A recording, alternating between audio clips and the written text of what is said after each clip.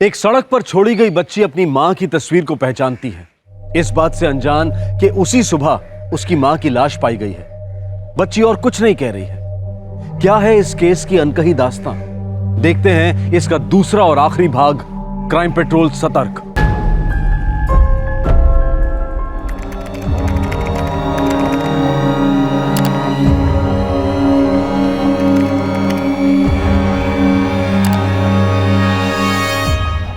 साहब, Mumbai municipal area में कम से कम 542 मोरे रजिस्टर है। उनमें कोई संभाजी मोरे या देवकी मोरे?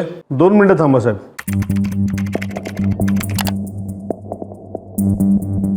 नहीं सर, वोटर लिस्ट में कोई भी देवकी संभाजी मोरे रजिस्टर्ड तो नहीं है।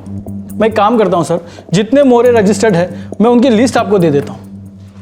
गोडबोले साहब, सर्च को मुंबई के बाहर ले जाएं तो हो सकता है विक्टिम आउट ऑफ स्टेशन से थी। पुणे, सांगली, सतारा, नासिक ट्राई करें क्या? वैसे जरूरी नहीं बड़ा शहर ही हो, कोई छोटा गांव भी तो हो सकता है। मतलब ये है कि हमें पूरे महाराष्ट्र की लिस्ट निकालनी पड़ेगी। मुंबई में तो स्कैनिंग का काम चल रहा है, लेकिन साथ ही साथ हमें पूरे महाराष्ट्र की लिस्ट को स्कैन करना पड़ेगा। पण साहब, इसमें थोड़ा टाइम लगेगा। लेकिन जितना जल्दी हो सके उतना जल्दी कीजिए गोडबोले साहब। इस औरत के बारे में हमें पता लगाना ही है।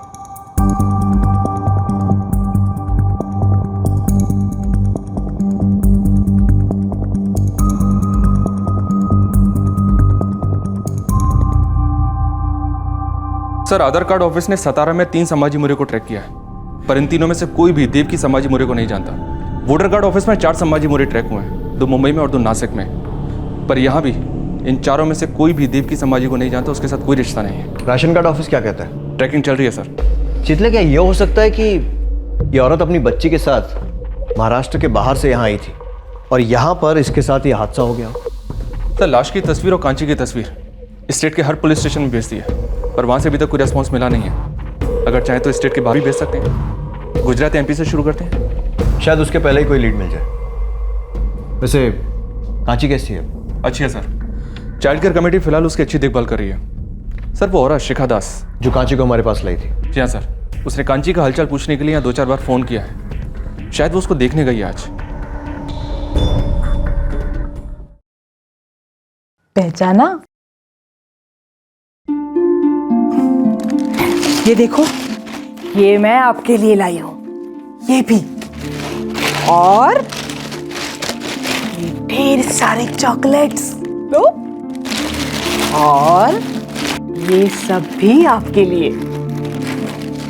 अच्छा ये बताइए, आपने यहाँ कोई नए दोस्त बनाए कि नहीं? कांची बेटा, अगर यहाँ आपको कोई तकलीफ हो तो बाहर वो आंटी है ना, उनसे जाके कह देना, और अगर फिर भी परेशानी हो तो कहना मुझसे बात करनी है। मेरा नाम शिखा है।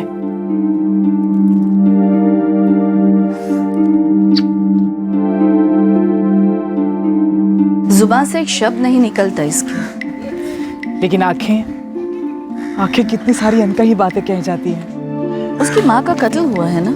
जी, और हो सकता है कि कांची ने कुछ देख लिया हो, शौक में हो। आप फिक्र मत करिए, यहाँ पर हम उसकी अच्छे से देखभाल करेंगे। अगर मैं कुछ कर सकूं तो प्लीज मुझे बुलाइएगा। लगता है आपको लगाव हो गया है उससे। जी।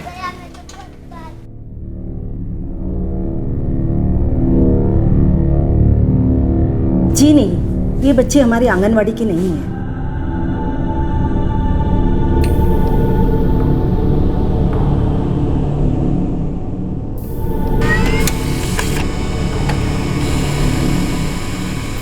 सर, वो कचरा डंप का एरिया जहाँ देवकी संभाजी मोरे की लाश मिली थी, कत्ल की रात उस इलाके में तकरीबन 2000 सेलफोन्स एक्टिव थे। अगर देवकी ने उस रात को अपना फोन यूज किया होगा तो उसका नंबर उन 2000 नंबर्स में होगा। और अगर कांची का वो काका, जो शायद देवकी का कातिल भी है, उसने अपना नंबर यूज किया होगा तो उसका नंबर भी उस एरिया में रात को एक्टिव रहा होगा। लेकिन सर, 2000 नंबर्स में से ये 2 नंबर कैसे निकालेंगे? सभी 2000 नंबर स्कैन करते हैं। जानता हूं बहुत मेहनत का काम है, लेकिन इस वक्त हमारे पास यही एक रास्ता है। निकाल लेंगे सर। स्कूल्स और आंगनवाड़ियों से क्या रिपोर्ट है? कांस्टेबल कामले 22 आंगनवाड़ियों में जा चुका है, लेकिन अभी तक कोई डेवलपमेंट नहीं है। हाँ, लेकिन कोशिश जारी है सर। हर मुमकिन और नामुमकिन कोशिश करते रहेंगे चितले, लेकिन उस बच्ची को अपने घर और उसकी मां के कातिल को जेल भेजकर ही रहेंगे। पुलिस किसी भी तरह देवकी और कांची के किसी रिश्तेदार तक पहुंचने की कोशिश में थी, ताकि इस औरत और इस बच्ची की अनकही कहानी रोशनी में आ जाए। जितना जरूरी था कातिल का पकड़ा जाना, उतना ही जरूरी था बच्ची का घर लौटना। पुलिस जिन जिन ऑप्शंस को टटोल रही थी उसमें सफलता की पॉसिबिलिटी बेहद बारीक थी, लेकिन हमेशा की तरह एक बारीक डिटेल ने इस केस को एक दिशा दी। साहब, हमें देवकी संभाजी मोरे का तो कोई रिकॉर्ड नहीं मिला है। हाँ, पर एक रेशन कार्ड का रिकॉर्ड है जिसमें उस औरत का नाम देविका मोरे है और उस रेशन कार्ड में उसकी उम्र है 27 साल, जबकि वो कार्ड बना है 2009 में। मतलब अभी उसकी उम्र होगी लगभग 32 साल, जो कि आपकी विक्टिम की उम्र से मैच करती। और साहब, देवकी और देविका नाम में भी बहुत ज़्यादा फर्क नहीं है, क्योंकि कभी कभार स्पेलिंग मिस्टेक हो जाती, तो यहाँ एक चांस है। हम चांस लेंगे। एड्रेस दो। चावड़ा तिलक चौल, बाबा नगर, बैंड्रा वेस्ट। चिटले, उम्मीद करते हैं कि वही देवकी मोरे हो जिसके परिवार को हम तलाश रहे हैं। जी हाँ सर, वैसे भी हमने अभी तक 150 के ऊपर मोरे परिवारों को कांटेक्ट किया है, पर इनमें से कोई भी देवकी संभाजी मोरे को नहीं जानता। देविका? जी नहीं, मैं किसी देविका मोरे को नहीं जानती साहिब। मेरे को इस चाली में रहते 4 साल हो गया है। देवकी मोरे? नहीं साहिब, इस नाम का तो इधर कोई नहीं रहता है। हो सकता है वो यहाँ आसपास किराए पर रहने आई और फिर राशन कार्ड बनवाया हो, या कोई और मोरे परिवार रहता है चाली में या इलाके में? पता नहीं साहिब। नहीं साहब, नहीं देखा। चिटले, कामले, हमें अलग अलग हर घर में पूछताछ करनी होगी। हर घर में देविका मोरे और देवकी मोरे के बारे में पूछताछ करो। एक चांस और लेते हैं। Yes sir.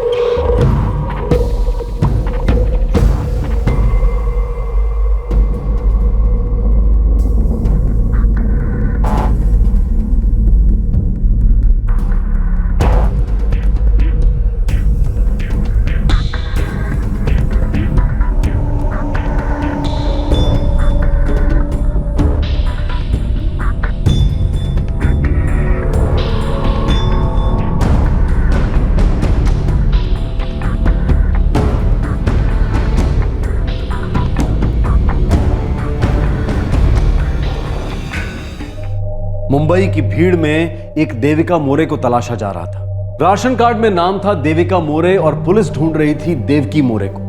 पुलिस की उम्मीद भी उतनी ही बारीक थी जितना बारीक फर्क इन नामों में था। फिर भी पुलिस अपनी खोज में लगी रही, लेकिन देविका मोरे तक वो पहुंच ही नहीं पाए। पर अक्सर मेहनत मेहंदी की तरह होती है, देर से पर दुरुस्त रंग जरूर लाती है। देविका मोरे की तलाश में निकली पुलिस के सामने एक ऐसी औरत आ खड़ी हुई जिसका पीड़ित देवकी संभाजी मोरे के साथ खून का रिश्ता था।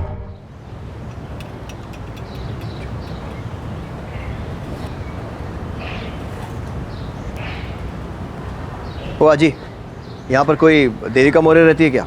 नहीं। ये अरे ही तर माझी देवकी आहे। देवकी?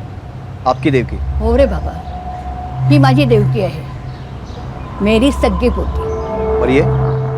अरे ही तर देवकीची मुलगी आहे कंचन, मेरी परपोती। इसको कांची भी बुलाते हैं? हाँ।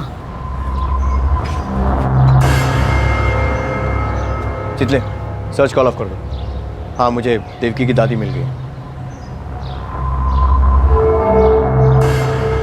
ऐसी कैसी फोटो है? ये सोई हुई तो नहीं लग रही ना? जी नहीं, सोई नहीं है, मर चुकी। 4 दिन पहले हमें इनकी लाश मिली और तब से हम इनके किसी रिश्तेदार को ढूंढ रहे थे, और आज आप हमें मिली। काय झालं है? आपके साथ रहती थी? नहीं, आखिरी बार मैं उससे 2 साल पहले मिली थी। उसका घर कहाँ है? मुझे नहीं मालूम, शायद मेरी बहू कविता को मालूम होगा। आप अपनी पोती और बहू के ज़्यादा नज़दीक नहीं थी? नहीं, मेरा बेटा आलोक मेरी बहू कविता से अलग हो गया था। फिर कविता ने दूसरी शादी कर ली, किसी मुस्लिम के साथ की, क्या गुलाम अली या ऐसे कुछ नाम था। देवकी ने भी शादी कर ली, तलाक भी ले लिया। फिर उसने संभाजी मोरे से शादी की। मैं उसके पति को कभी नहीं मिली। और आपका बेटा आलोक, वो कहाँ है? पूना गया है किसी काम से। और देवकी की माँ कविता, वो अंधेरी इसमें ख्वाजा नगर में रहती है। आपके पास कविता का नंबर है? जो बहू सास से 16 साल पहले अलग हो गई हो, उस बहू का नंबर होगा सास के पास। ठीक है, अपने बेटे आलोक का नंबर दीजिए।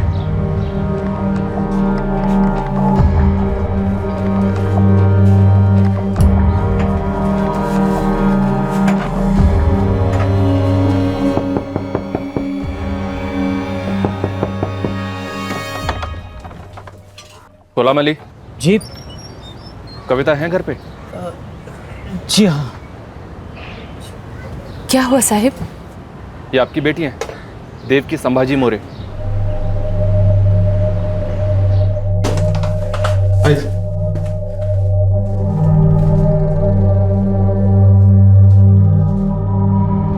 छह साल से मेरा देवकी से कुछ लेना देना नहीं था साहब। क्यों? मेरे लाख मना करने के बावजूद उसने उस नालायक बेवड़े शंभाजी से शादी कर ली थी। अपनी इकलौती बेटी को खोया है आपने, लेकिन आपको देखकर लगता नहीं कि आपको कोई खास दुख हुआ है। सिर्फ सीना पीट कर आंसू बहाना दुख कब से होने लगा। दिल तो मेरा सिसकियां ले रहा है। 6 साल से मुश्किल से 6 बार मिली मैं उससे। देव की बेटी थी मेरी, वो भी इकलौती।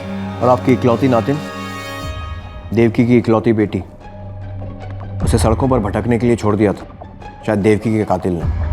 हम देवकी के पति संभाजी को ढूंढ रहे हैं। मैं उससे कभी मिली नहीं साहब, सिर्फ सुना है उसके बारे में। 1 नंबर का बेवड़ा था, रोज दारू पीता था। मेरी बेटी की असली मौत तो उससे शादी करके ही हो गई थी। उसे मिलेगा कहाँ है संभाजी मोरे?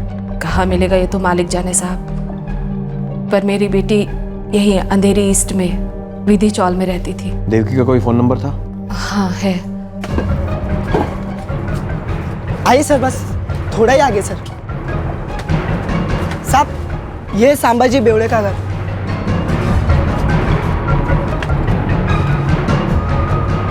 संभाजी, संभाजी उठ।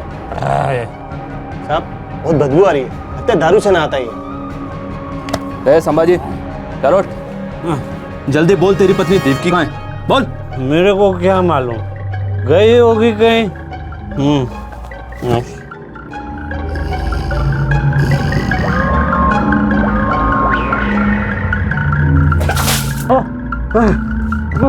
क्या हुआ? क्या हुआ? साहब कुछ दिन पहले घर से निकल गई थी, फिर लौटी नहीं। और पुलिस में रिपोर्ट लिखाने की फुर्सत तो तेरे पास होगी नहीं, क्योंकि तू तो पीने में बिजी होगा। पुलिस स्टेशन जाकर मैं अपनी इज्जत काय को उतारता साहब, उसका तो रोज का था। कुछ दिनों के लिए घर छोड़ के चली जाती थी, फिर आ जाती थी। किसके पास जाती थी देवकी? ये जानकर मैं अपना दिल खट्टा क्यों करता साहब? वैसे भी हम दोनों के बीच में सब कुछ खल्लास हो चुका था। कभी कोई काम धाम किया है जिंदगी में? हाँ सर, मैं मजदूर था, बिल्डिंग लाइन में काम करता था, लेकिन इस दारू ने साली वाट लगा डाली। और दारू के पैसे कहाँ से आते थे? देवकी से? हाँ, वो घरों में काम करती थी, उसको जब भी दारू के लिए पैसा मांगता था बहुत रो रो के देती थी, और इसी बात में हम दोनों के बीच में बहुत मचमच होता था। तो घर छोड़ के चली जाती थी, मैं भी ढूंढता नहीं था साहब उसको। जब उसका मूड करता था वापस आ जाती थी। इसको पहचानता है या उसके लिए भी 2 घूंट लगेंगे? कांची,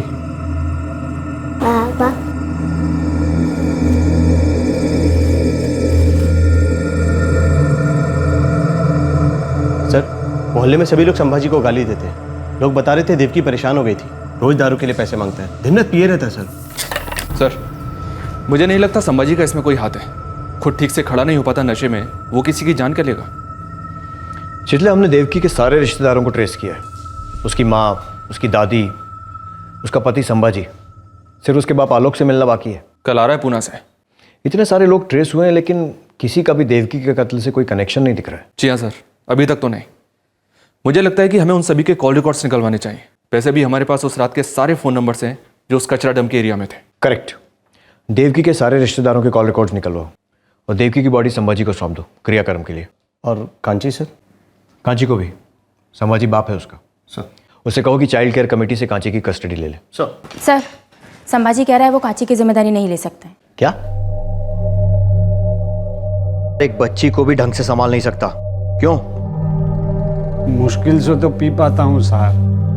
पहले कुछ काम धंधा ढूंढ लेता हूँ, उसके बाद उसको आके ले जाऊँ। तब तक आप ही लोग संभालो उसे। देवकी की माँ कविता से बात करो, कांची को एक घर की जरूरत है। Yes sir. देवकी की बॉडी ले जा, उसका अंतिम संस्कार कर दे। कहीं फोकट में हो जाएगा तो कर दूंगा सर, मेरे पास तो क्वार्टर के लिए भी पैसा नहीं है। इसके साथ जाओ और देवकी का अंतिम संस्कार कर, और इसके हाथ में एक भी पैसा मत देना। समझ गया सर? चल चल रे।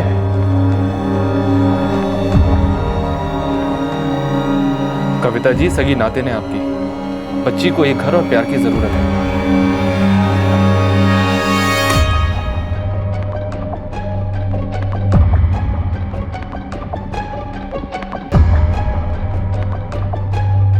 सर, देवकी की मां कविता ने भी कांची की जिम्मेदारी लेने से मना कर दिया। वो कहती है कि जब उसने देवकी से नाता तोड़ दिया तो उसकी बच्ची के साथ नाता जोड़ने का कोई मतलब नहीं बनता। ऊपर से उसकी अपनी जिंदगी है, उसके दूसरे पति गुलाम अली के साथ। तो कविता की सास देवकी की दादी सावित्री तांबे, उनसे पूछो।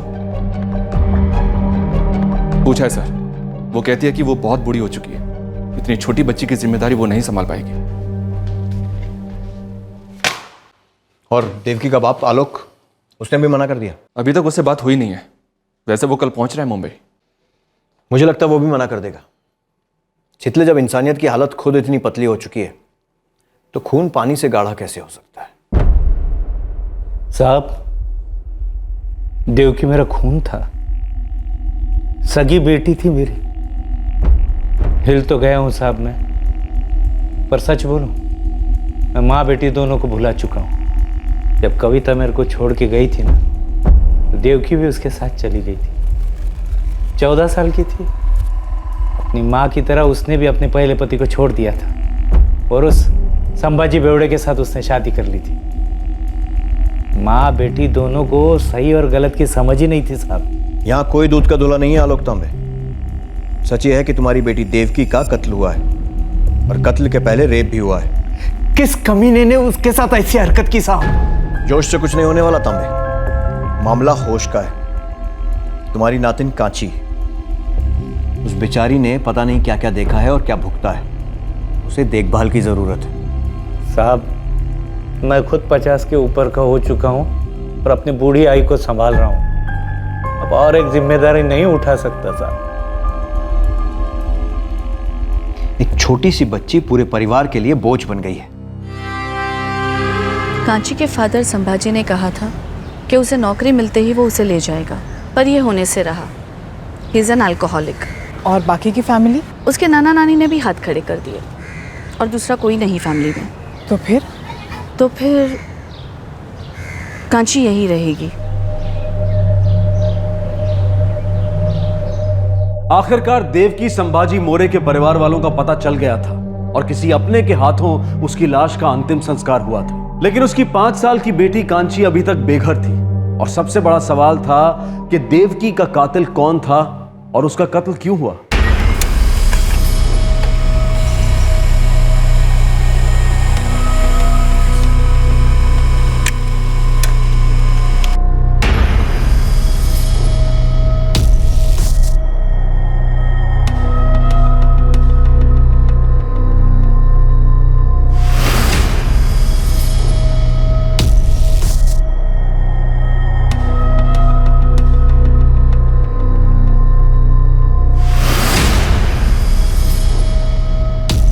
एक बात पता चली सर। क्या कामले? सर, मोहल्ले में खुसुर फुसुर थी कि देवकी भी पीती थी। ये एक नया एंगल है। और एक एंगल है सर। कत्ल की रात को देवकी का फोन कचरा डंप पे ऑफ हुआ। उसकी फैमिली में से किसी का भी फोन उस रेंज में नहीं था। लेकिन सर, एक नंबर ऐसा है जो क्राइम सीन पर एक्टिव था और जिसके साथ देवकी ने पहले भी काफी बातें की। नाम? कोई केशव वर्मा है। हो सकता है ये केशव वर्मा ही देवकी का कातिल हो। सर, कहानी में एक और ट्विस्ट है। क्या? ये कविता अली के कॉल रिकॉर्ड्स हैं। इस केशव वर्मा ने कविता के साथ भी काफी बातें की हैं। संभाजी में देवकी ने क्या देखा, मुझे आज तक समझ में नहीं आया साहब। और देवकी का किसी के साथ चक्कर था या नहीं, ये भी मुझे नहीं पता। क्या ऐसा कुछ है जो आप जानती हैं पर बता नहीं रही हैं? क्या मतलब? केशव वर्मा कौन है? केशव वर्मा? जी हाँ, केशव वर्मा।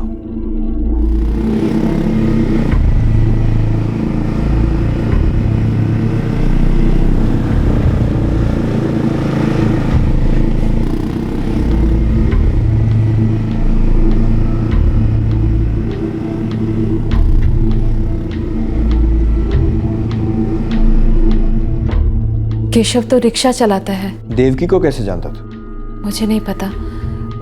वो कभी कभी देवकी मुझसे आते जाते टकरा जाती थी। एक बार तो मैंने केशव से उसकी पहचान भी कराई थी।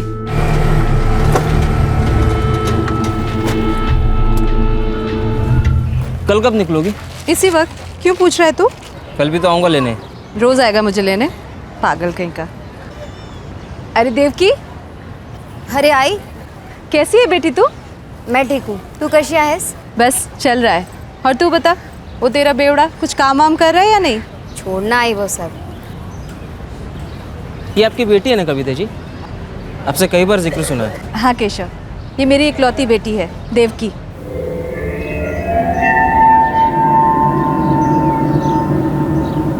बस एक बार मिलवाया था उन दोनों को। पर उस एक बार के बाद दोनों बार बार बात करते रहे फोन पर। मिले भी जरूर होंगे।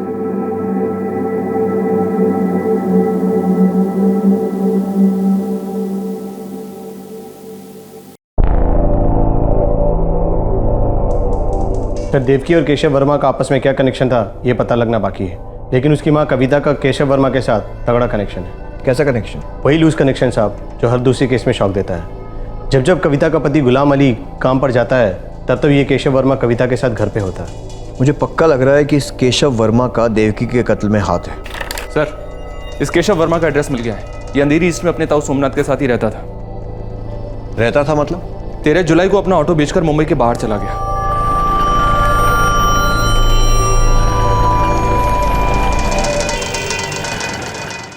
दस जुलाई को देवकी का कत्ल हुआ और 13 जुलाई को केशव मुंबई से फरार हो गया।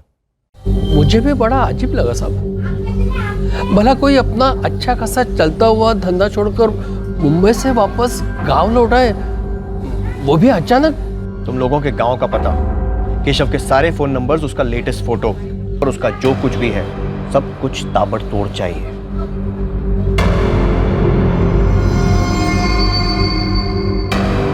नाम केशव बलराम वर्मा है। इसके बीवी और बच्चे छत्तीसगढ़ में हैं। केशव वहां पहुंच गया होगा। मैं इस केशव की एक तस्वीर और इसकी सारी डिटेल्स आपको फैक्स कर रहा हूं।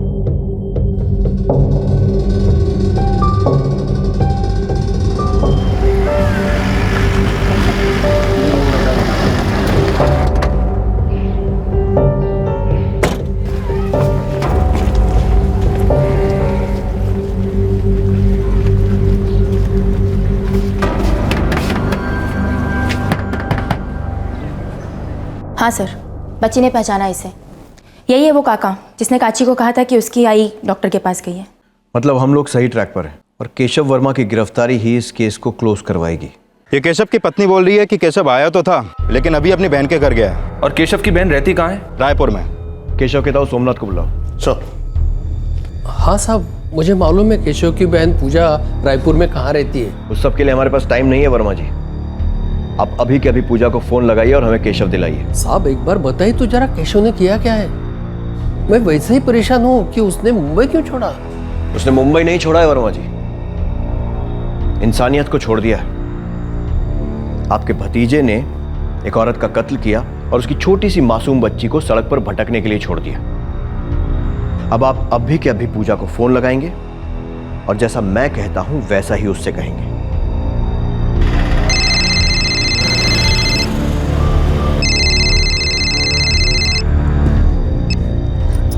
प्रणाम ताऊ जी। खुश रहो पूजा बेटी। केशव वहां आया है क्या? जी ताऊ जी, 3 दिन पहले ही आया है। बेटी, केशव ने कुछ बताया उसने क्या किया है? जी ताऊ जी, उसने बताया है कि उसके हाथों कोई मर गया है और ये सब उससे घबराहट में हुआ है। ताऊ जी, उसे मदद चाहिए, उसकी हालत बहुत खस्ता है। पूजा, यहाँ की पुलिस मुझे थाने ले आई है। कह रहे हैं कि जो कत्ल केशव ने किया है वो मेरे सर थोप देंगी। बेटे, केशव से कहो वो तुरंत यहाँ आके अपने आप को पुलिस के हवाले कर दे। जब तक उन्हें केशव नहीं मिलता है वो मुझे यही रखेंगे। केशव अगर वहाँ है तो उससे मेरी बात कराओ। ताऊ जी, फिलहाल तो केशव घर पर नहीं है, पर जैसे ही वो आएगा मैं उससे कहूँगी कि वो आपको फ़ोन कर ले। जी प्रणाम ताऊ जी। रायपुर पुलिस को इन्फॉर्म करो, केशव कहीं बाहर नहीं गया होगा, घर में ही चुप कर बैठा होगा। Yes sir. साहब, क्या आप सचमुच मुझे यही रखेंगे? जी हाँ सोमनाथ जी, जब तक कातिल नहीं पकड़ा जाता हम लोग कोई चांस नहीं ले सकते। मुझसे बहुत बड़ी गलती हो गई पूजा, और ये सब उस गोपाल की वजह से हुआ है। गोपाल को तू जानती है ना, मेरा दोस्त। केशव, माँ बाबा के जाने के बाद ताऊजी ही हमारे लिए सब कुछ रहे हैं। उन्होंने हमारे लिए कितना कुछ किया है। मुंबई में तुम्हें संभाला, मेरी शादी भी उन्होंने ही करवाई, और वो आज हमारी वजह से मुसीबत में है। नहीं केशव, तुम आज ही मुंबई चले जाओ और अपने आप को पुलिस के हवाले कर दो। खुद को बचाने के लिए मैं मुंबई से यहाँ भाग आया। मुझे लगा तुम मेरी मदद करोगी। मैं तुम्हारी मदद ज़रूर करती, पर अब मामला बहुत उलझ गया है केशव। और वैसे भी गलती तुमने की है तो सज़ा भी तुम्हें ही मिलनी चाहिए। इसमें ताऊजी का क्या कसूर है? केशव, तुम जितना भागोगे सज़ा भी उतनी ही ज़्यादा होगी।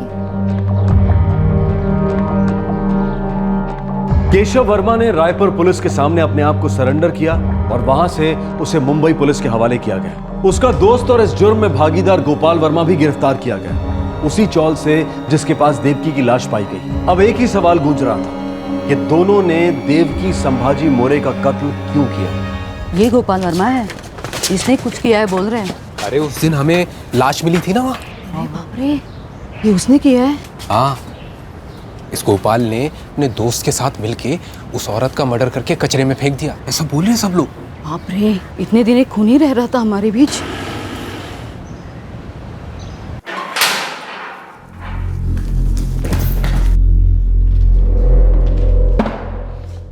ले, तेरा साथी भी पकड़ा गया।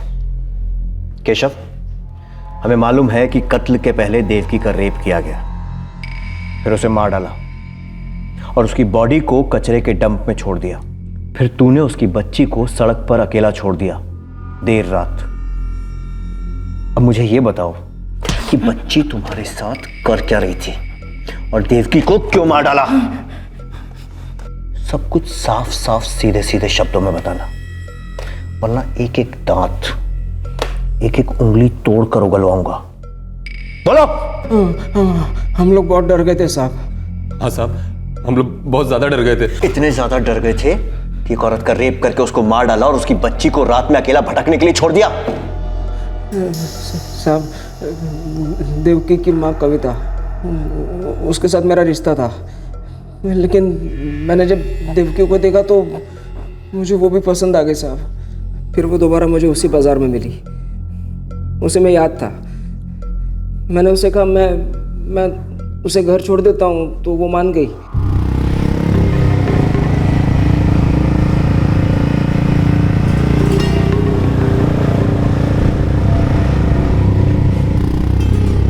फिर हम मिलने लगे और उसने बताया कि उसके शराबी पति के साथ उसकी ज़िंदगी कितनी बर्बाद हो गई है।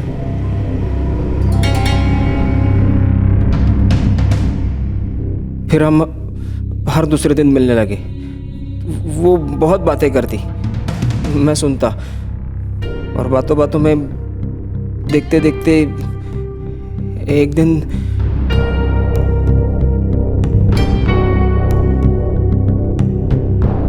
दिन हम एक हो गए साहब। हमारे बीच संबंध बन गए और फिर उसके बाद हर रोज मिलने लगे। और कविता के साथ? माँ बेटी दोनों के साथ चल रहा था साहब। देवकी ना तो कोई मांग करती, ना तो कोई सवाल पूछती, बस दो घूंट मारे फिर ऐशी ऐश। तो मार क्यों डाला उसे?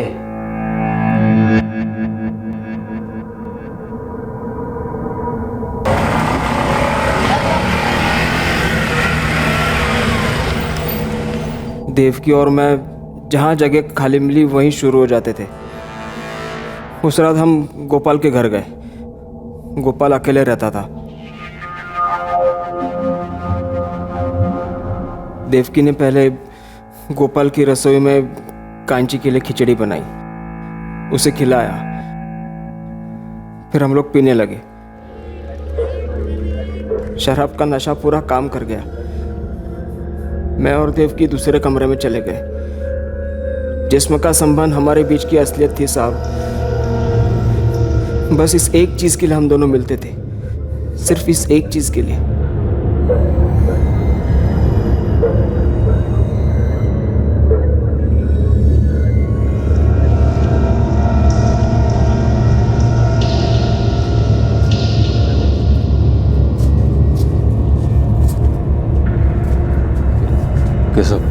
अगर तुझे एतराज ना हो तो मैं भी अंदर वाले शराब थोड़ा सा पी लूँ।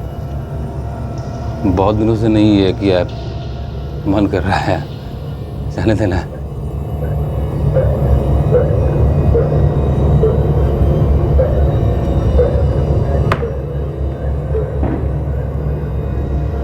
वो मुझसे कहती कि उसका पति उससे छूता तक नहीं है, इसीलिए वो मेरे पास आती है। तो मुझे लगा अगर मैं चलता हूँ तो गोपाल भी चलेगा, आदमी तो आदमी है ना। हाँ साहब, मैं पूरी तरह नशे में था और वो भी। हाथ नहीं लगाने का। अरे नहीं, हाथ नहीं लगा, सुन तो बात मेरी। बोला ना हाथ नहीं लगाने का। तो मेरी बात।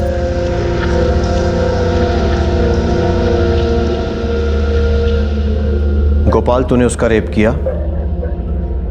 गोपाल वर्मा, तूने देवकी मोरे का रेप किया? पर जान से क्यों मार डाला उसे? साहब हम डर गए थे साहब। क्या? हाँ यार, वो मना कर रही थी और मैंने जबरदस्ती कर दिया। अभी कह रही है पुलिस में जाएगी वो। नहीं देख, वो ऐसा कुछ नहीं करेगी। अरे यार, वो बार बार यही बोल रही थी, वो गाली गलौज कर रही थी। उसने कहा कि वो तुझे भी पुलिस के हवाले करेगी। सोच अगर सच में किया तो। तुझे जबरदस्ती नहीं करनी थी ना। चल छोड़ छोड़ छोड़, मैं कल सुबह उससे माफी मांग लूंगा। हाँ चल आजा, सोते अब। चल चल छोड़।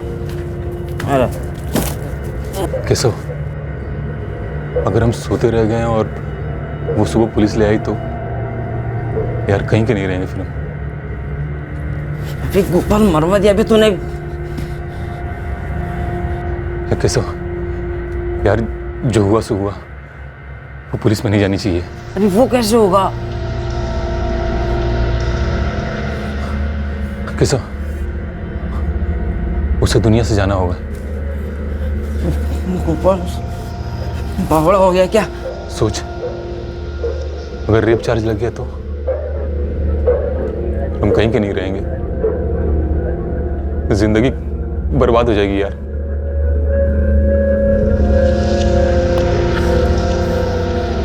बे गोपाल, ये क्या कर दिया बे? सबको पता चलेगा, बदनामी होगी, जेल होगी, कैसे जिंदगी खत्म हो जाएगी यार।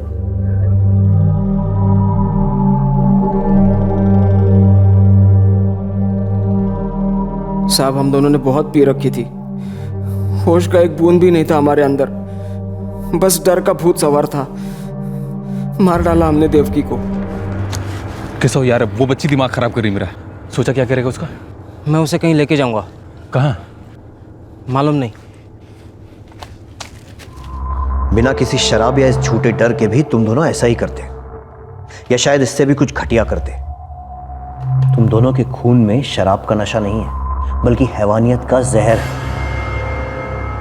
बहुत बुरा भुगतोगे दोनों।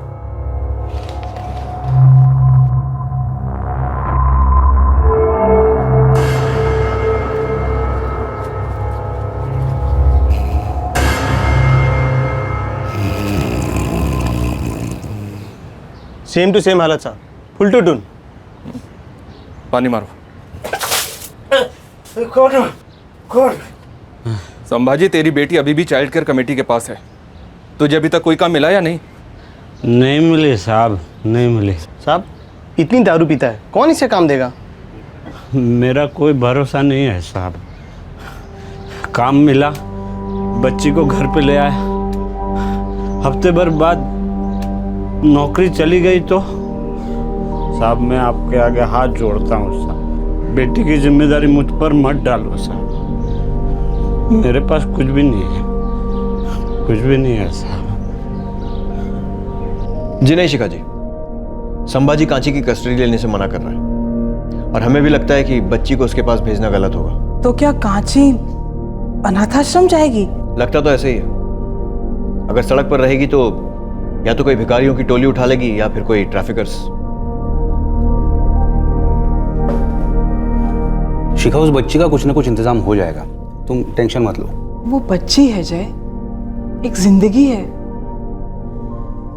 और बच्चों के साथ कुछ ना कुछ के बजाय क्या कुछ बहुत अच्छा नहीं हो सकता?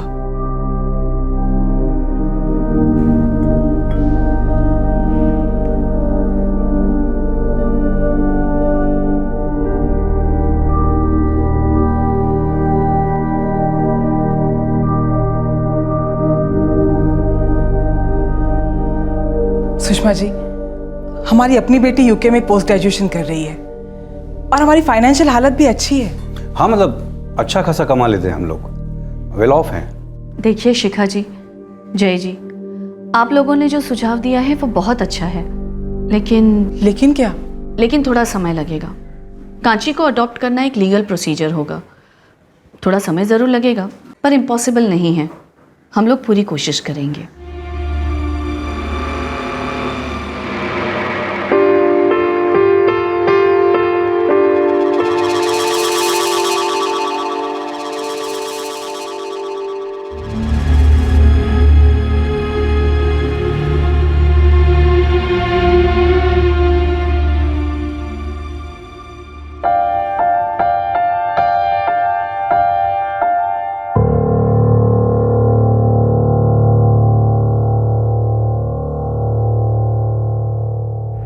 जयप्रकाश और शिखा दास इस वक्त लीगल प्रोसीजर फॉलो कर रहे हैं ताकि वो 5 वर्षीय कांची को अपना नाम दे सकें, एक घर दे सकें, एक नई जिंदगी दे सकें। फिर एक बार साबित हुआ है कि इन बेरहम बड़े शहरों में इंसानियत और ममता अब भी जिंदा है। केशव वर्मा और उसके दोस्त गोपाल वर्मा पर आईपीसी की धारा 302 के तहत मर्डर के लिए, 201 के तहत सबूत मिटाने के लिए और धारा 34 के तहत कॉमन इंटेंशन के चार्जेस लगाए गए हैं।